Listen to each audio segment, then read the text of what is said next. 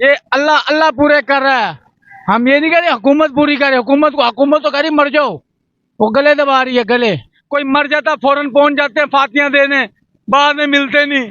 इमरान खान के दौर में 110 रुपए किलो गैस थी, आज 310 रुपए किलो गया था। वो भी महंगाई कर रहा था, मैं एक तरीके से कर रहा था।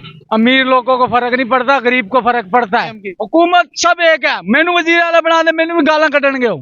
हम गरीब बंदे हैं, हम कहाँ जाएं। 310 रुपए किलो गैस है और अवाम तंग हो रही है। किराए का मकान है, मजदूर बंदे एक पाँव खराब है।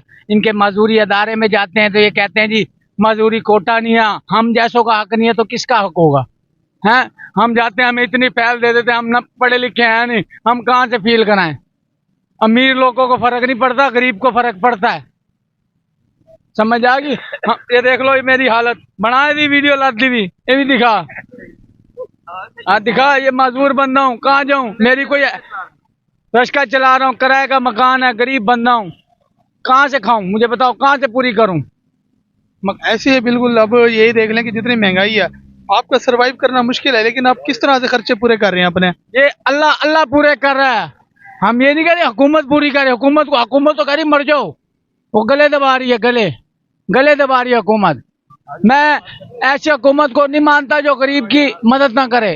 तो आप इस बारे में जो है हुकूमत को क्या अपनी सुजेशन देना चाहेंगे? मैं मजदूर बंदा हूं, मुझे मेरा हक मुझे दें। मेरे मजदूरी कोटे हैं ना, मुझे नौकरी दें।